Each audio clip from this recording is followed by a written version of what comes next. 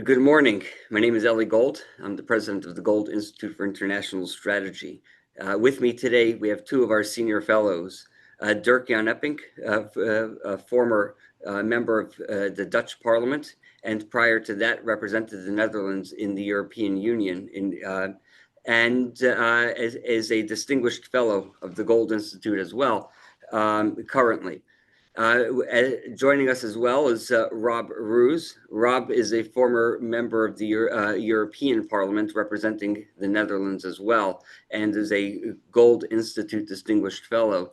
And I appreciate their joining us today. Today we're going to have a conversation about the European and U.S. Trade relations.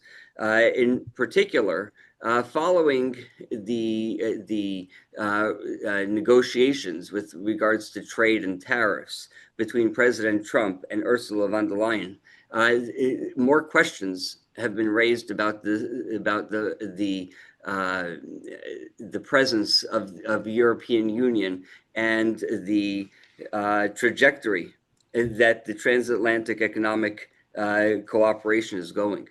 At the same time, European Union's or Europe's economic outlook continues to deteriorate. France's ministers met on Friday, and I know that our panelists here are going to discuss what happened with France's credit rating, but it is the first time in over a decade that France's credit rating is below Italy's. And this, of course, has a negative impact on Europe, and by virtue of that is going to have certainly impact the relationship between the trade relationship between the United States and Europe, or Europe and the rest of the global economy. Additionally, I asked our Dirk and Rob to discuss the European Commission, the European Union, and what that looks like with regards to how the impact it's going to have on Europe. Ursula von der Leyen was traveling to Bulgaria, and her airplane lost its navigation system. To which she had blamed Russian interference, something that was disputed by Bulgaria and Russia as well. So the curiosity that I had when I was discussing this with them prior to today's call is what impact that has, what if any.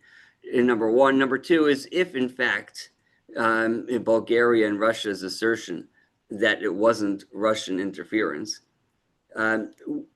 what could it have possibly been in the context of the political structure, and what could happen, or what that could mean with relationship between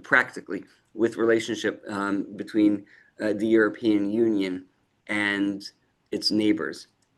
So with that, let me turn it over to Dirk-Jan Eppink to begin, and then we'll from there we'll move to Rob Roos. I will say that if you would like to read their full bios, I would encourage you to visit goldiis.org, and if you would like to support the Institute, feel free to do that by visiting goldiis.org. Dirk, the floor is yours. Yes, thanks a lot, Eli. When we start talking about this whole bunch of issues, let's start, or we have to start, which is France. France is in a very peculiar situation at the moment. There is a economic, financial, monetary problem in France. There's a lot of debt. At the same time, there is a political crisis. The parliament, the French parliament, is blocking itself, is not able to take decisions, is rejecting all the proposals coming from the prime minister, has already sacked, I think now, 5 prime ministers in 2 years' time. President Macron doesn't know what to do, etc., etc. So what is the problem here? France has been living above means already for 20 years since introduction of the euro. France thought once we have the euro, we have a common currency, then France can do what it wants. It spend more than it has. And it has been doing this by enlarging its social security network. French pensioners, they retire at the age of 62 or earlier, whereas in the Netherlands, for example, 67 and many other countries as well. So France is not able to sustain this economy they're having now, and their debt, the national debt, has increased from 60% of GDP when they entered the Eurozone up to 115% now. And the credit rating of France is even below Italy, which never happened before. In the past, France has always criticized Italy, and now it's the French that are being criticized. So the matter is how to reverse this process and what to do. But the parliament is not able to do anything. The government is not able to do anything. And the people is divided as well because they want to keep all these advantages they have as long as they can. And so they riot and demonstrate on the street. They have a bloquons tout, which means we block everything. It's exactly what they're doing, actually, blocking all the roads and the traffic and whatever. So the country is in a still stand, and it's amazing to see what now has to happen. And one of the solutions they're looking for, the way out, is to come up with foreign support. Normally France should apply to the IMF, International Monetary Fund, to get a bailout. But a bailout of the IMF comes with conditions. French do not like conditions from abroad. So they will turn to the EU and to the European Central Bank saying we need a bailout package from the EU. We need to have euro bonds. And getting euro bonds would be sort of a package for the French, which will be a loan uh, uh, put together from the capital market, but guaranteed by other member states that have sound financial situations, like the Netherlands. It has a debt to GDP of 50% more or less, and not 115. And these countries that have a sound budget will have to guarantee a France that does not have a sound budget and wants to go on with the problems it already caused. So this is the problem of France creating a situation which is both financially, monetary, and politically out of control.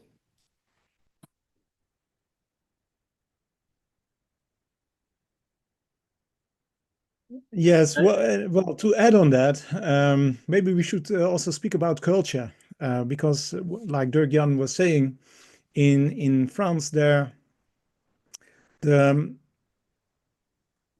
they are very eager to go into the street, and they have this yellow vest movement. And for example, here in the Netherlands, if people disagree, we say we are very quiet and very well on ourselves. And in France, everyone is going to the street and they really block everything.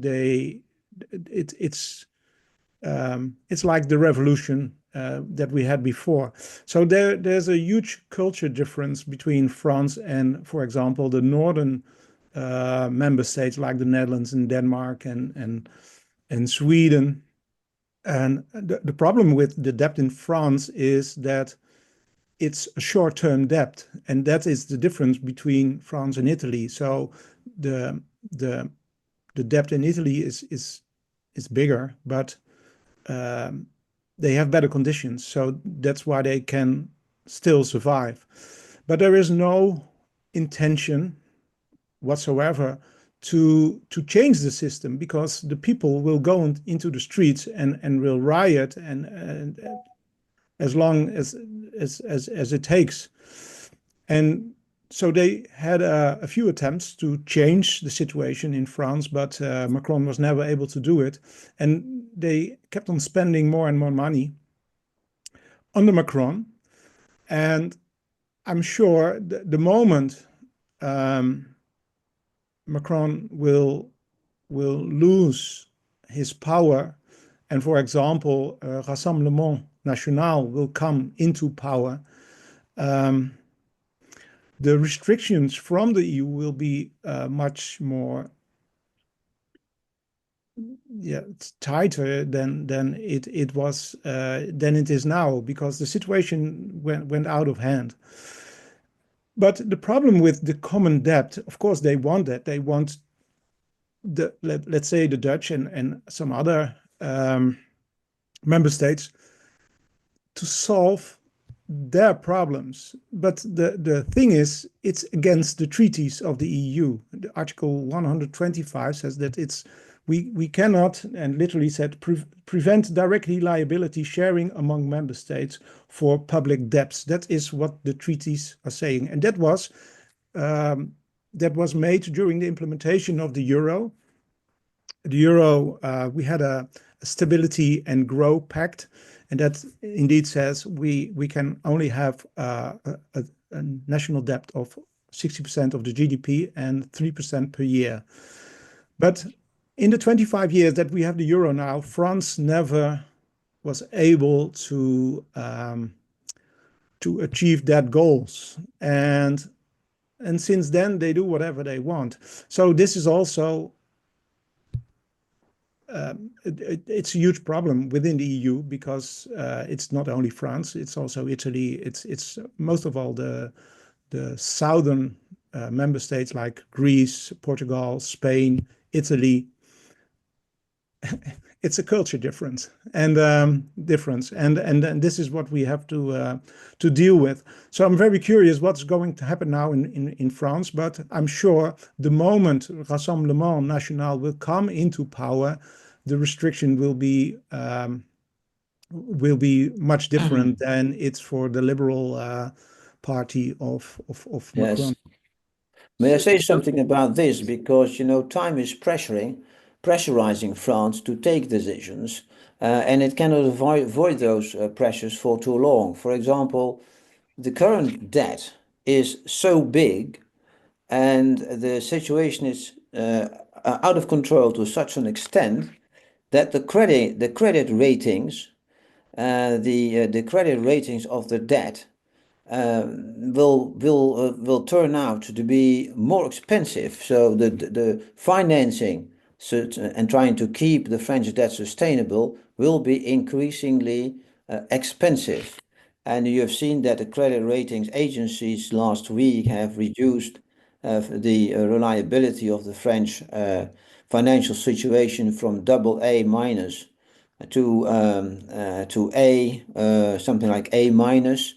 So it's going down. It gets more expensive, and this is pressurizing France because a bigger and bigger part of the national budget will have to be reserved to pay debts, and there will be less money for social security, and this is squeezing French society and French politics. And since there's no center of power really anymore, and the presidential elections are away for another 2 years in 2027, the situation is very volatile, and anything may happen.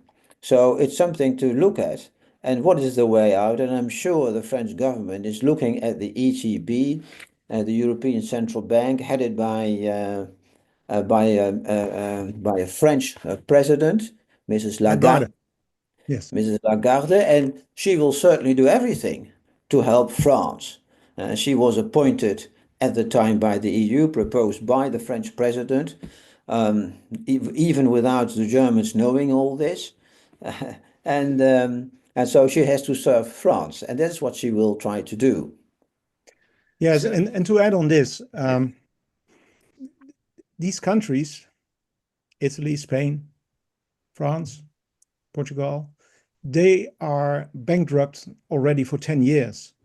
And we have to be honest, they will never solve the problem anymore, because if you look at the birth rates, they are so very low. In Italy, it's 1.1. In France, it's 1.4, something from the top of my head. But it's really low. And they have to pay the pensions in the coming years. But the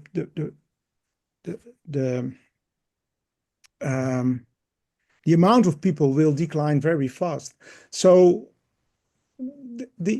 there will not enough money earned in the near future to pay all these pensions, because like in the Netherlands, we saved for our pensions, but this is a very rare situation. The pensions in France are paid by the current people that work, and that amount of people will decline, and there will not be enough money earned to pay all this pension. So as a matter of fact, they're already bankrupt. So let me pose this question to you. Who are the frugal four? The Netherlands? Who else? Austria? Well, the frugal four a few years ago were, for example, the Netherlands. Within the Eurozone, it would be Finland, Austria? Austria, well, Denmark and Sweden are not member of the Eurozone, and it used to be Germany to a certain extent. But what the Germans now have done, they are copying the French in their financial policies and budgetary policies. They're increasing the debt up to from the 50 or 60 up to 80% in one straight line. So 1 trillion euro will have to they are going to borrow in the years to come. And spending, it sounds like helicopter money, you know, as just giving it out all over the communes and institutions and the NGOs and what have you. So Germany is going entirely the wrong way. And they keep to the strictly to the energy aims which there are in the climate targets, etc. Respecting that, they have this huge problem of immigration, too many immigrants coming in, not adapting to German society, not speaking German, etc., etc. And you see all that in elections. The AFD is doing very well. They did very well in recent commune elections in the biggest Bundesstaat of Germany, North Rhine-Westphalia. And so this political movement is going on. And so you can't speak really more about the frugal countries because there are small countries. So without Germany, they're not there anymore. So, so the Finns or the Dutch, whenever they come up with this idea of a huge aid package to France, which is financed by common debt, you would have to ask your parliament, do you want to do that? Because it should be a national decision. Do you want to participate in that program? And if the parliament says no, we don't want that, then you're not participating, and the French will be very angry with you, obviously. But so many countries are already in this difficult situation that once France starts the way of this relief of the debt situation by common debt, then they will also apply for it as well. And then the issue is, are we going to have euro bonds? Are we financing ourselves to euro bonds? In a certain stage, Germany will be following as well. Well, so this actually brings up some very good questions, and the truth is, I'm really happy that I have the two of you here, especially when we look at this from the Netherlands perspective. It would appear to me that pretty soon France will change their names to the Netherlands because you're paying their bills. But you know, when we look at this, it's not simply France is a mess. I'm American. And I've known France, and I've always thought France was a mess, even before they were a mess.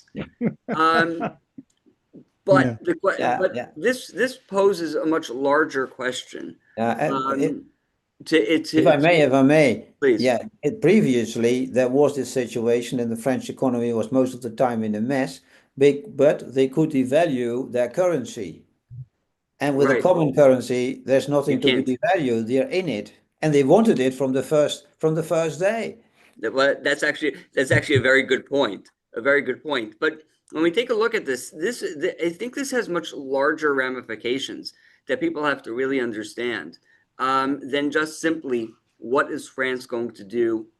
Are there going to be euro bonds and so on? Who's going to pay those bills?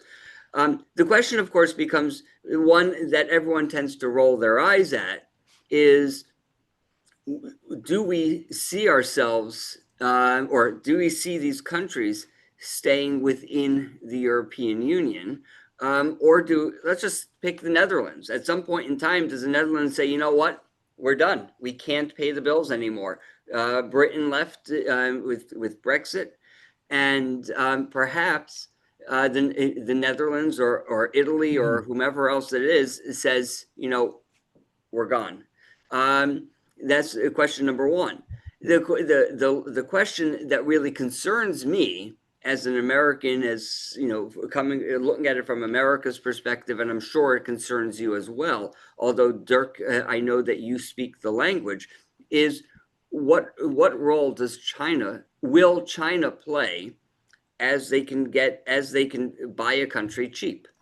And we see China's influence in key critical infrastructure throughout Europe. We see it throughout Africa and so on. The question becomes now, what role will China play in a bailout of Europe in any way, shape, or form? And I'm not suggesting necessarily that they bring a pile of cash, but essentially that would be what it is. So the question is, these are items for concern, which is much larger than just France, and a little bit different than just economics. Rob, any thoughts? Yeah, let me respond to that. There are a lot of things, but first of all, Germany, because Dagon mentioned Germany. Mm-hmm. The situation there, last 6 weeks, they announced 125 industrial jobs cuts.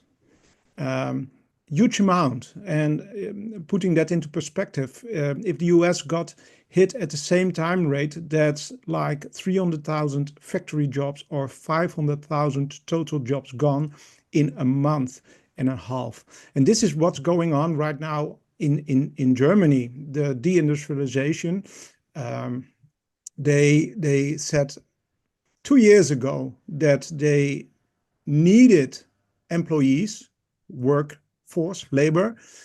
So they want to import by 2030 400,000 immigrants per year. But now we see a lot of jobs are lost.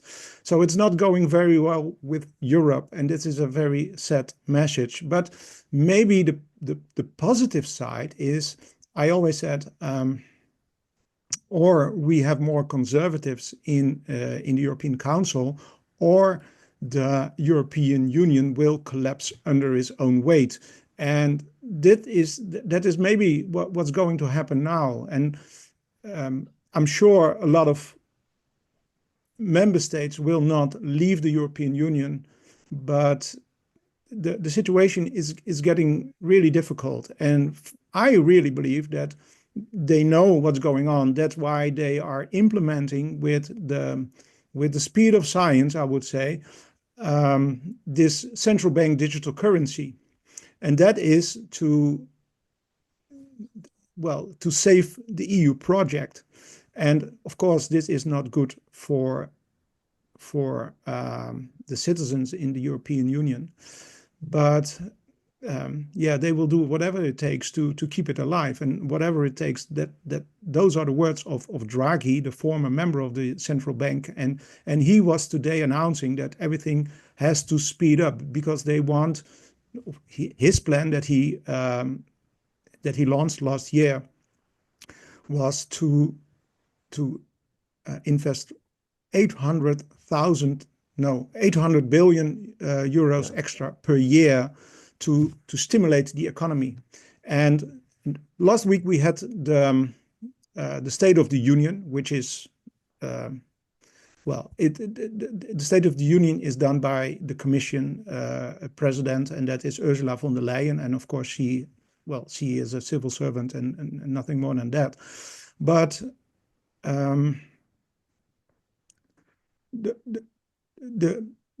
this common debt is the only thing that they hang on to, and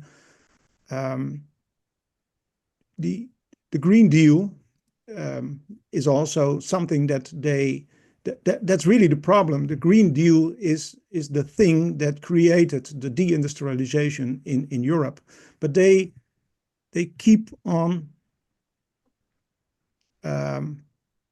they keep going on with this crazy climate policies. And we used to produce our own energy in the past, but now we depend completely on energy of other parts of the world. So now they want to become independent, spending more money, but it's just not possible. They destroyed so many things. Our energy supply is destroyed. Germany, 17 perfectly nuclear reactors, also in Spain, in Belgium. In the Netherlands, we are sitting on the biggest gas supply of the EU. They closed the pit. So it's really impossible to reverse that. And I think we are not at the bottom of this problem. We have to go deeper before we can come back. About your question about China, in this State of the Union, Ursula von der Leyen was very strict towards the United States and also towards China, because China is a partner of Russia, and everyone here in Europe, especially the liberals, they don't want to have a dialogue with Russia to solve the problems. No, they want to keep on this war going on, and as a matter of fact, they blame China for that too, and also because China is dumping their electrical vehicles here on the European market. So they really destroyed a lot of things, and it's very difficult to reverse it. Dirk, do you have any thoughts? Yes, well, if we look at the other side of the ocean, at the United States, you've got all these tariffs, etc. But the problem of Europe is deeply rooted, but it is self-made. It's a homemade problem, which is the climate policy. And whereas the United States is now stepping away from it, and the American economy is growing, and all the new developments, new economics, etc., will leave Europe and will go to the market growing fastest, which is the American market. So what we see here, that although there's so much criticism on President Trump for whatever he does or says or his behavior, if you look at the facts, the European economy is not really growing. It's becoming poorer in terms of inventions, in terms of trademarks, in terms of basically everything an economy needs to have a proper future, whereas everything is going to the United States, and that is the leading economy of the world. It still is. It has not been overtaken by the EU. I remember that when I worked in the European Commission 25 years ago, the aim then was established to overtake the United States by 2000, I think it was first 2010, and now it's already 2030. It never happens, That's correct. And overtaking the United States. And so we're still with this idea that we are doing better and we are right, and etc. We're doing better than the United States, but it's not happening. Because inventions, innovation is all taking place in the United States, and which is basically partly copied by the Chinese, and which makes them very strong on the global markets. And they are in a position, China is in a position to buy randomly factories or whatever in Europe, and they have their influence everywhere. You see that it started with the Greek crisis in 2010, more or less. when Greece was bankrupt, and the first buyer was China, and they bought harbors in Italy Greece as well, right? and in Italy, and thereafter in Italy, and they made their way up to northern Europe in buying Right. all sorts of key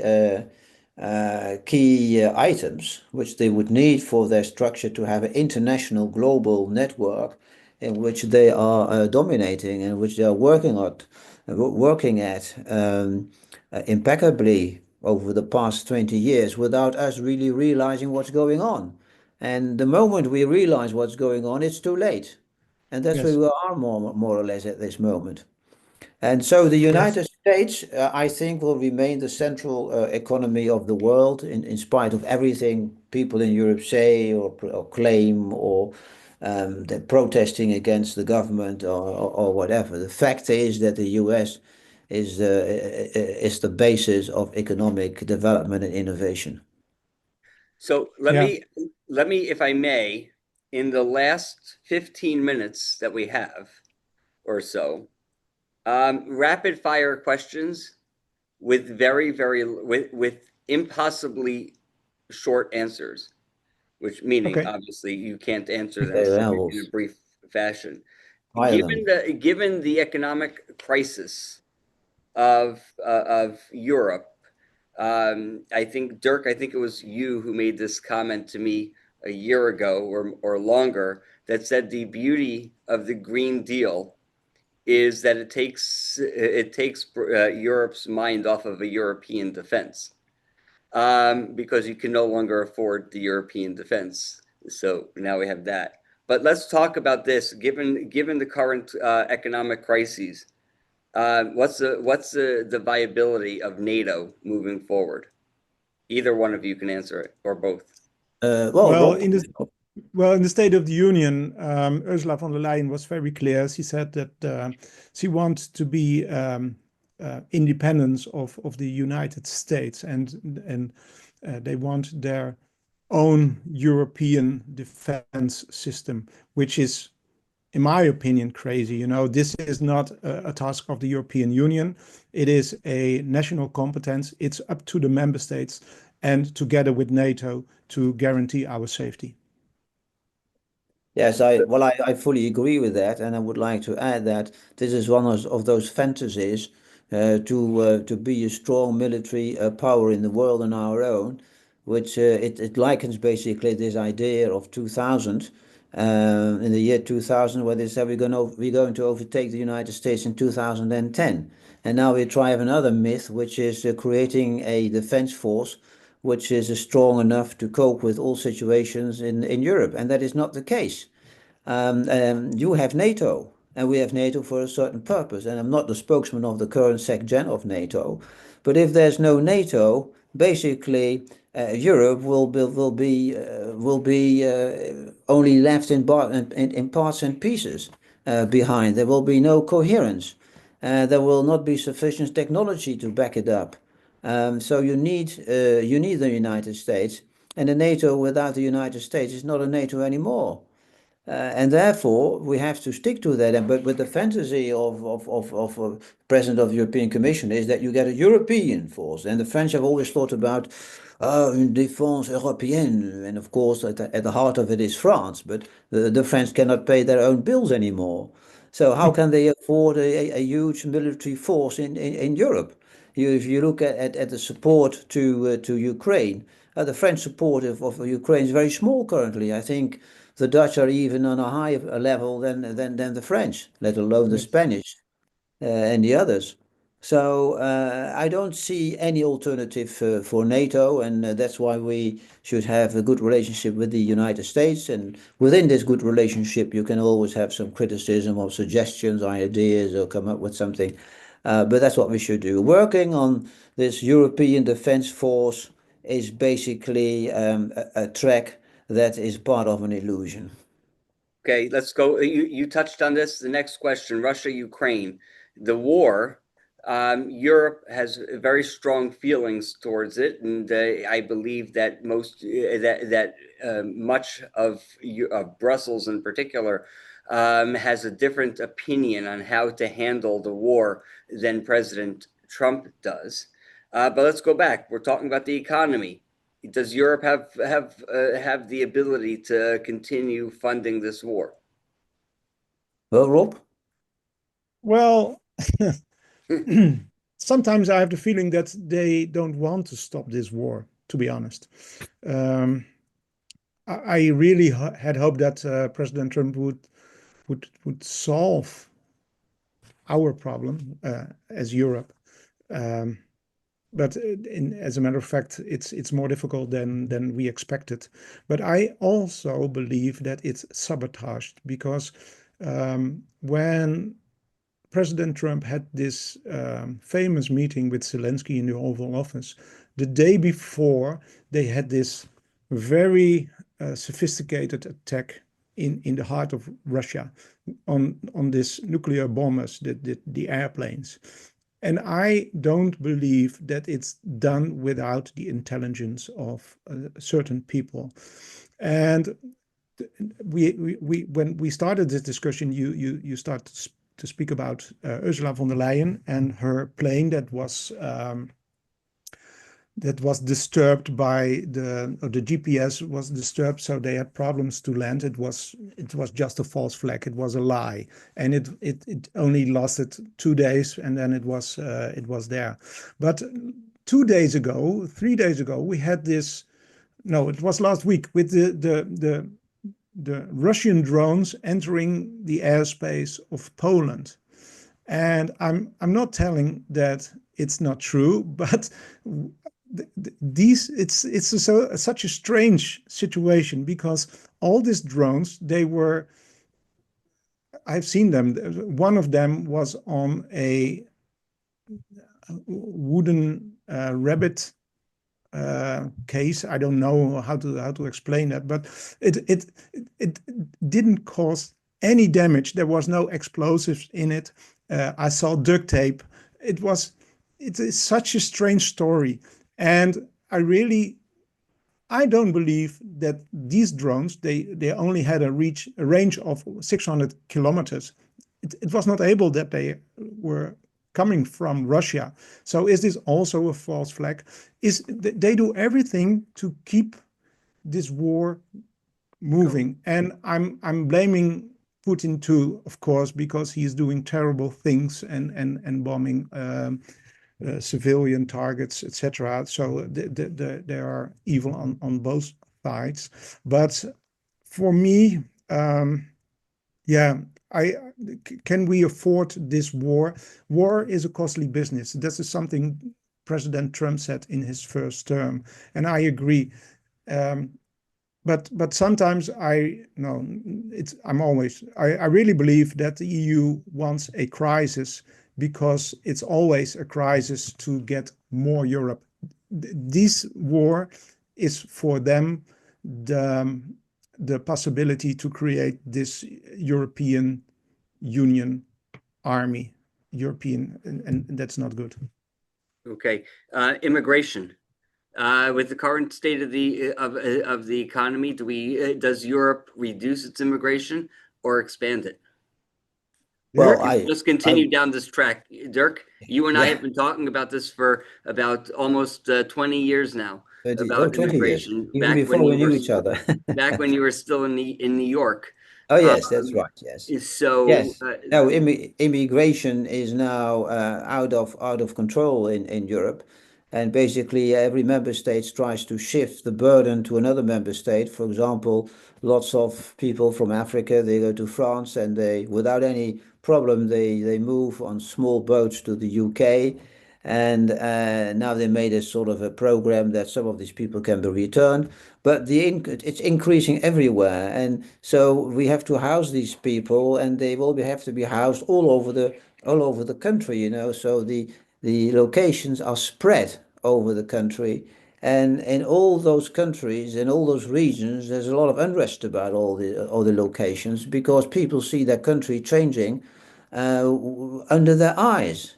And so they get the impression, are we still living in our own country, or other people are creating another country in which we are the aliens, you know, we are the foreigners. You saw this big demonstration in London this week.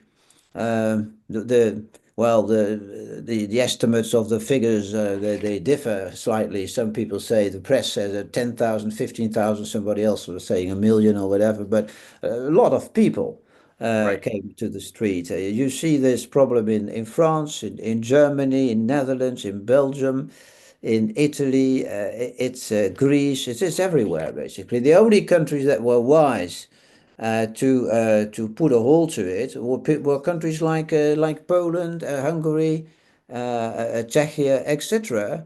And they say, and the people there, the citizens there say, "Oh, for God's sake, it doesn't happen to us," because all these problems that we have avoided by not taking in too many immigrants, we still have our society, we still have our culture, Right. and we want to keep it that way. So we do not want to share immigrants all over Europe, which there is a plan to share when one country has too many, and they send more, some of them to other countries and share the whole bunch. Well, the East European countries don't want to share at all. They want to keep their country. And so all this sharing leads to a situation in Western Europe gets even more immigration. And we're really over the top of it. And it's the same like in the United States in the years of President Biden when the borders were basically opened. We have a bit of a similar situation, and there's a huge overflow. And if it doesn't stop quickly, we get sort of revolutions in certain European countries, in Absolutely. Western European countries. You see already the first signals, people coming to the street. They would not come to the street like this, without any reason. But they do, and they are very angry about it. And look at France, look at Italy, look at Britain. In Germany, try to suppress it more or less because the Germans want to keep a good name, but the population is very angry about it, and they're Well, very take a look at the massively Netherlands. angry. Take a Oh, look it's at the the same. Netherlands. It's the same, right? Yeah. That is where you had Geert Wilders, who while he may not be conservative, but received great support as a result of his immigration policies. Yes, in the Netherlands, the government, which was not led by Mr. Wilders, but his party was part of that government. But there was a fight all the time about immigration and how to stop immigration. And certainly the left, the center-left parties want to simply continue with immigration Of and course.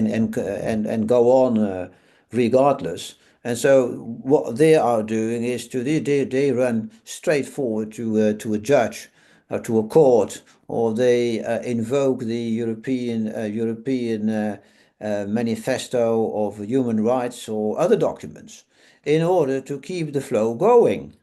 Right. And if it doesn't stop quickly, they try to now. We have elections in the end of October, and well, I do not know what's going to happen, but you see some shifts from immigration. There's of course Gaza. They talk about a lot, but I think for the men in the street, it's not about Gaza. Gaza is far away for them, but immigration is a problem at their doorstep. And Right. that's what they will decide on in these elections, I think. So Eight out of 10, oh, 8 out of 10 people in the Netherlands want less immigration. And the problem with immigration is, well, these people come mostly out of Muslim countries. And the, the Muslims don't support freedom of speech. They don't support freedom of religion, and they don't have a separation between mosque and the state. And that is a fundamental value that is a problem for our democracy, because we have seen it before that now there are 56 countries, they are Muslim countries, but they all started with 0 Muslims. And in the beginning, it's a minority, then it's a majority, and then there is submission. They take over everything. right. No, 100%. And I had this conversation with somebody. I said, part of the problem that we have in Western countries, actually, I had this conversation this morning with someone. Part of the problem that we have in these Western countries is not necessarily Muslims, although what you describe, Rob, is spot on. What we have is we have a failure by countries, by governments, to demand assimilation. So when you have hyphen, we call it Teddy Roosevelt in the late 1800s, early 1900s, wrote a paper about hyphenated America. And hyphenated America is what is going to be the downfall of America. Because when you have African Americans and European Americans and French Americans and Dutch Americans and so on, they're not Americans. They happen to be people living in America, but they still identify with the country or continent that they came from. Yes. You know, when we permit immigrants, whether legal or illegal, whether religious or not, to identify and to identify and not assimilate, that is where the problem we face. And Rob, what you described with the predominantly Muslim migration into Europe is precisely that. And with this failure to demand assimilation because because of this woke or multiculturalism that all of our countries or the center left of our countries are demanding, is precisely the downfall. But let me pose one last question. We'll close with this, and you know, I had mentioned Ursula von der Leyen and her plane. You had mentioned her State of the Union. When we take a look at the European Union, and we spent the past hour discussing the iniquities of such an enterprise, the question that I would pose is, as I sit here in Washington, is what do you see is the future of the transatlantic alliance? More importantly, as you were just recently at a Gold Institute for International Strategy conference here in Washington, talking about the importance of strategic partnerships. More importantly, as Europe is dealing with the economic crises that it's in, and it's not just France. I think, you know, France is the current topic for today, and next week it'll be a different country. What is number one is, what is your outlook for this transatlantic partnership, the strategic partnership? Number two is, how do we fix it? It's not where it could be. No. The question becomes, yeah. that I would pose to you, and this is our final question, with that we'll end, is how do we solve this problem based on everything we discussed today? Dirk? Well, if we talk about a strategic alliance, I think NATO is stronger than it ever was, with so many member states and so much effort which is put into it, and also the United States backing it up from the beginning till the end. The Americans want to make Europe increasingly responsible for their own affairs. So things that Europe can arrange and achieve itself, it should do itself, not just wait until the United States is coming in. So here is a sort of a division of tasks and philosophies, but still within the framework of NATO. Secondly, problems you may see or protests you may see about in America coming from Europe, they're mostly coming from like France or Germany or Spain. They are not coming from Eastern Europe. They are the strongest supporters of NATO, and they also invest in defense. Look at a country like Poland. In Poland, I lived in Poland as a correspondent at a certain stage. You're not going to mess around with the Polish identity because they'll come to you, and that applies to most of the East European, Central European countries, and they're the strongest supporters of the United States. And I think particularly Western Europe has the problem, and it should look in the mirror and make an honest analysis of what the problems are and how to get out of it. Where the West Europeans are too often and for too long living in a fantasy and thinking that they are masters of the world, they know how things have to be done, they are representing morality, etc., whereas they're not achieving correspondingly what they preach to others. And I think this is the most important thing, and there will always be a strong relationship with the United States within NATO, and Europe should do more in the sense of what it preaches, it should also practice. Thank you. Rob? Yeah, well, I really believe that we need each other, and well, we are behind as Europe. We just spoke about the GDP in 2008. The GDP of the United States and the Eurozone was almost the same. Now it's 50% bigger in the United States than in Europe. So the problem here is the European Union. We are overregulated. There is no innovation anymore, and that's why we are struggling. But we share the same Western values based on Christian Judeo values, and if we want to defend that, I really believe we need each other, because, well, we spoke about China and what they are doing. They have a huge military force, etc. I have no idea if they are up to no good, but we should stand shoulder to shoulder to defend our values.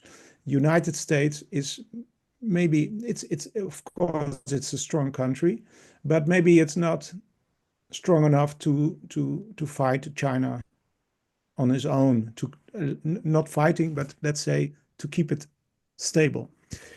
So that's why we have to stay close to each other.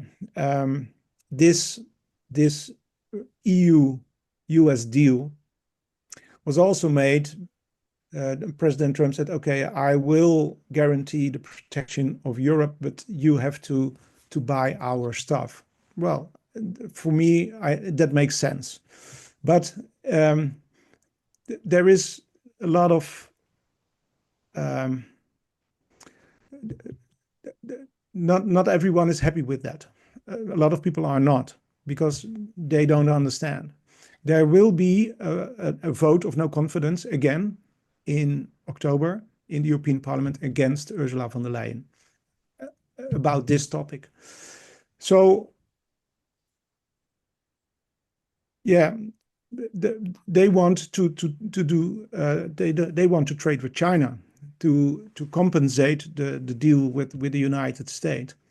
So there is a fight going on, but I really believe that we should stand shoulder to shoulder, respect each other, and enforce each other. So, but maybe not the EU, but let's say the United States working together with Europe, not the EU. The EU is something different. So what you mean is with the European countries as opposed to the European Union. This is also what President Trump said. That's why Ursula von der Leyen was not invited in the first place. He was talking to Orban and to Meloni, etc.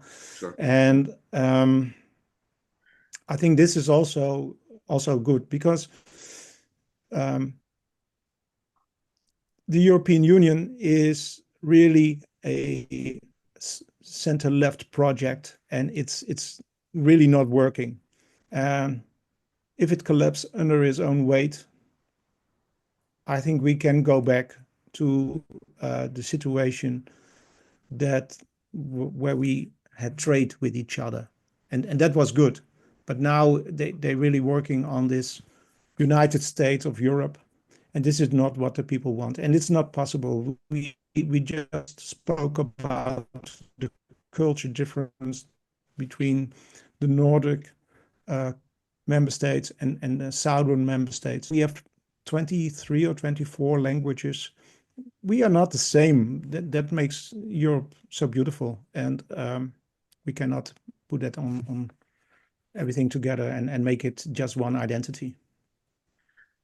Thank you both, Dirk-Jan Eppink, Rob Roos, for joining me today. This is a very important discussion. I'm sure that this is something that we will continue over the upcoming weeks and months as things continue to change, hopefully for the better. For everybody who joined us, thank you, and who's watching this. And I would encourage you to visit the Gold Institute's website, goldiis.org. You can, as I said earlier, you can take a look at both Dirk and Rob's complete bios, as well as supporting the Gold Institute. And until next time, thank you very much for joining us.